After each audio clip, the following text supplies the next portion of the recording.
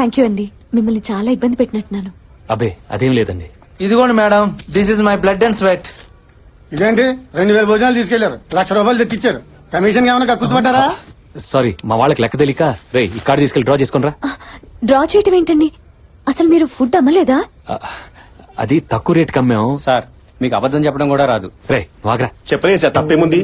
ముందు అమ్మడం మొదలు పెట్టాం మేడం, కానీ సార్ కనిపించిన పేదలందరికీ జాలిపడి మరీ అన్నదానం చేశారు. అడగందే అమ్మన్నా అన్నం పెట్టదంటారు. మా సార్ అడగకుండానే అందరికీ అన్నదానం చేశారు మేడం. మా భోజనం 10 మంది పేదవాళ్ళ ఆకలి తీర్చిందంటే ఆ పుణ్యం మాకు కూడా దక్కనివ్వండి. ఈ రోజుల్లో కూడా మీలాంటి మంచి మనసున్న మనిషిని కలవటం నాకు చాలా హ్యాపీగా ఉంది.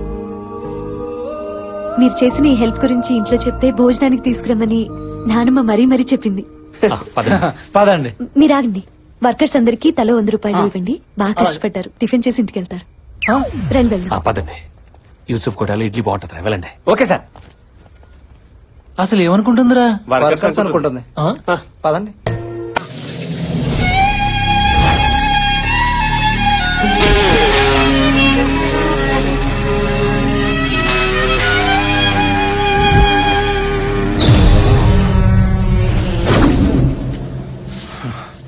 ఆ శాస్త్రిగాడు ఎక్కడ్రా?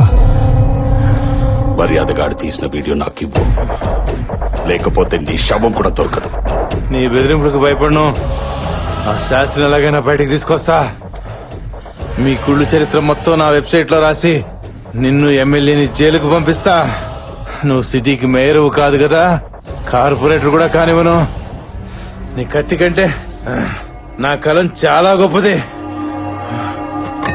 కరెక్ట్ గా చెప్పావురా. ఇదే కదా?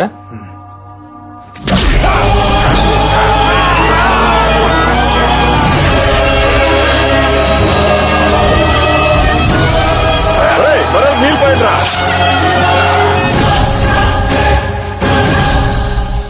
నీ మర్డర్ తో అర్ధ సెంచరీ చేశాను. Thanks very much. Happy journey. అన్నా నమస్తే.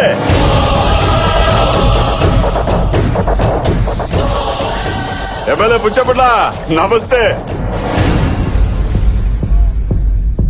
కూర్చో. తమ్ముడు మల్లేశ, ఈ మూర్తి గారిని చంపావు సరే, ఆ శాస్త్రి గారు ఎక్కడున్నాడో తెలిసిందా? తెలీదు. రామా, మళ్ళీ మొదటికి వచ్చిందిరా డ్రామా. నాకు టెన్షన్ పెరిగిపోతుంది స్వామి. శాస్త్రి గారు గాని ఆ వీడియో గాని బయటకు వచ్చిందనుకో, ఎలక్షన్స్ లో నేను ఎమ్మెల్యేగా 100% నాశనం అయిపోతాను. నేను, నువ్వు మేయర్ గా 200% నాశనం అయిపోతావు. నువ్వెందుకు టెన్షన్ పడుతున్నావు అన్నా?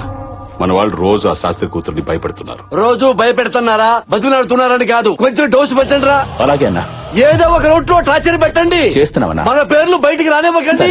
అర్థమైందా? బంగారం అన్నా, నా బంగారం వచ్చింది. బయటికి వెళ్తున్నాం, మళ్ళీ మాట్లాడతా. దా బంగారం దా, జాగ్రత్త. మర్డర్ చేసేవాళ్లు పెళ్లాన్ని ప్రేమిస్తారా ఇంతగా?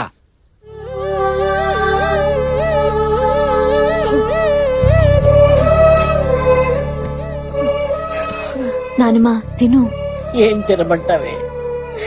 నా కొడుకుతో కలిసి రోజు మనందరం సరదాగా కబుర్లు చెప్పుకుంటూ భోజనం చేసేవాళ్ళం. నాకు అన్నం సహించడం లేదే. నానమ్మ, నేను కూడా ఏడవటం మొదలు పెడితే చిన్నపిల్లలు ఏమైపోతారో చెప్పు. ప్లీజ్ నానమ్మ, నా కోసం. అక్క,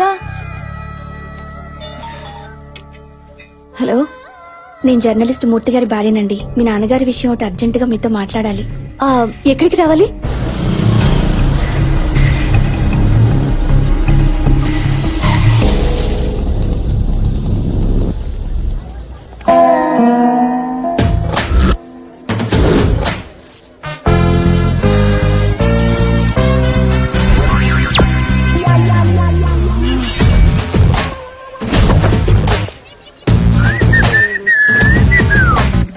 ఏంటి అన్ఎక్స్పెక్టెడ్ ఎంట్రీ అని షాక్ అయ్యావా? ఏం చేయమంటావు? మన ఇద్దరికి ప్యాచప్ అయిపోయింది. నీతో ప్రైవసీగా మాట్లాడాలంటే నువ్వు అసలు సింగిల్ గానే దొరకటం లేదు. అందుకే దొంగ మొగుళ్ళలో చిరంజీవి గారి దారి కట్టడం కాచేసా. బావా తప్పుకో, చాలా ఇంపార్టెంట్ పని మీద వెళ్తున్నా. వెళ్ళిపో, ఎవరొద్దన్నారు? కానీ మన పెళ్ళెప్పుడో చెప్పు. హేయ్, నీకేమన్నా మెంట్లా? నేను ఏ సిచ్యువేషన్ లో ఉన్నా నువ్వేం మాట్లాడుతున్నావు? మీ ఫాదర్ గురించేగా. నిన్నే ఓ పంతులు గారిని కలిసా. ఆయన ఏమన్నాడు తెలుసా? మనకు పెళ్ళయ్యి ఇదిగా బుల్లి బత్తాయిలంటే వారసులు పుడితే కేసులు మొత్తం మాఫీ అంట. నా మాట విను, ఇంక ఎన్నో వసంత రాత్రులు వృధా చేయి. చెట్టు కాసిన బత్తాయి కోసుకు తింటేనే దానికి అర్థం పరమార్థం. నువ్వు అను, ఒక వారంలో ముహూర్తం పెట్టిచ్చేస్తా. నోర్మై, మా నాన్నకి ఇలా జరిగిందని మేమంతా ఏడుస్తుంటే నువ్వు ఇలా రోడ్డు మీద ఆపి అసహ్యంగా మాట్లాడతావా? ఇంకోసారి నా దగ్గర పెళ్లి టాపిక్ ఎత్తావో చచ్చవే. హలో హలో, వస్తున్నానండి. నేను వెళ్ళిపోతున్నానండి. ఇప్పటికే చాలా ఆలస్యమైంది. నేను మీకు మళ్ళీ ఫోన్ చేసినప్పుడు మీరు వద్దురు గాని. బాయ్. ఛీ, నీ వల్లే వెళ్లే పని కూడా నాశనమైంది. మళ్ళీ పెళ్లి ఊసెత్తావంటే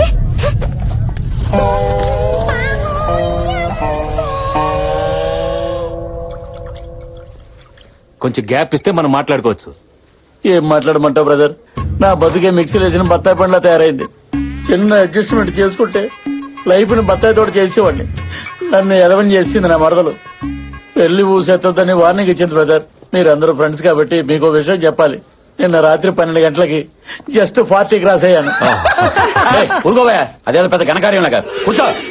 పెళ్లి చేసుకుని కనీసం 10 ఏళ్ళైనా జీవితాన్ని ఎంజాయ్ చేద్దాం అనుకున్నా బ్రదర్. అస్సలు ఎంకరేజ్ చేయటం లేదు. నా బ్రతుకు చూసుకు పనికిరాని బత్తాయిలాగా షోకేస్ లోనే ఉండిపోతారని బైకి అవుతుంది బ్రదర్, బైకి అవుతుంది. నీ పెయిన్ నాకు అర్థమైంది. సొల్యూషన్ చెప్పు బ్రదర్. ఏ అమ్మాయినా హీరోలా ఉండేవాడిని పెళ్లి చేసుకోవాలనుకుంటుంది. ఫస్ట్ నువ్వు శైలుకి హీరోలా కనిపించాలి. నువ్వు హీరోలా కనిపించాలంటే రేపటి నుంచి శైలు చూస్తుండగా ప్రతి సీన్ లో నీ హీరోయిజాన్ని ఆకాశానికి ఎత్తేస్తాను. నీ పక్కనే ఉండి నిన్ను లేపుతా. అర్థం కాదు. మాకు అర్థమైంది, కంటిన్యూ. రేపు శైలు మార్కెట్ కి కూరగాయల కోసం వస్తుంది. నువ్వు మంచి డ్రెస్ లో రా. నీ హీరోయిజాన్ని బ్లాస్ట్ చేద్దాం. నీ మాటలు వింటుంటే బోల్డ్ ఎనర్జీ వచ్చేస్తాను బ్రదర్. రేపు మార్నింగ్ ఫ్రెష్ డ్రెస్ తో, ఫ్రెష్ లుక్ తో, ఫ్రెష్ బత్తాయితో వచ్చేస్తా. Thank you brother.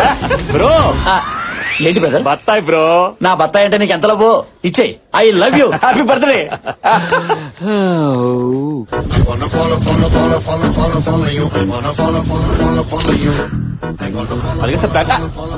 బండి పార్క్ చేయి.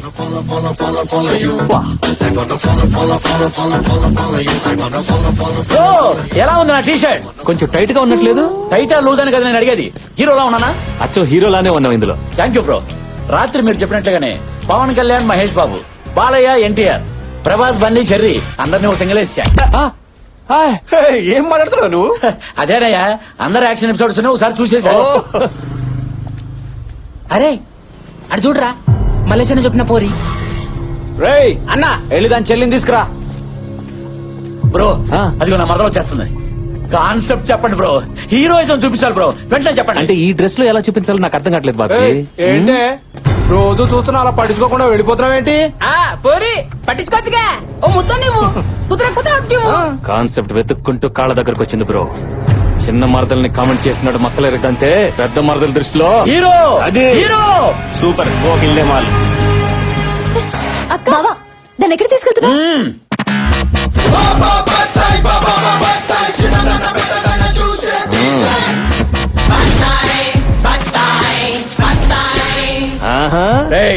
ఎప్పుడైనా ఎక్కడైనా నా మరదలు కనబడితే కోర్కెలు కంట్రోల్ చేసుకుని మీరు బతికితే 10 మందిలో పరువు ఉంటుంది, 10 ఏళ్ల లైఫ్ ఉంటుంది.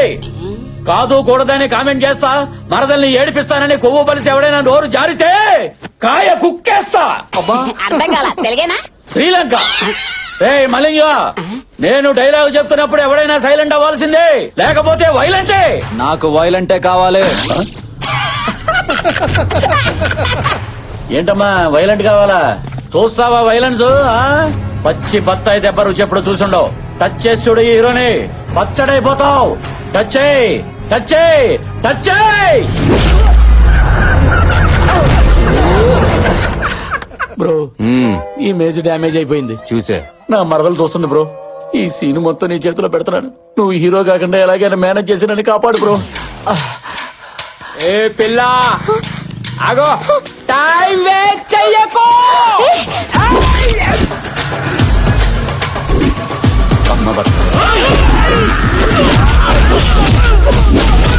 Sorry sorry. అది షార్ట్.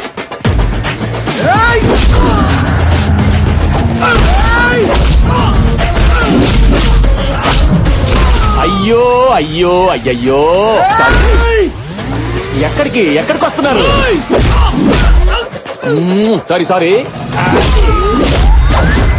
అయ్యో అయ్యో అయ్యయ్యో. అబ్బా, ఎందుకురా నాతో దెబ్బలు తింటారు? ఏంటి టార్చర్? అప్పుడే అయిపోయిందా? పోనీలే అని పై పైన కొడితే మళ్ళీ మొదటికొచ్చారా? ఇక బ్లడ్ పడాల్సిందే. రే గిరి సార్ వేగం పుంజండి సార్.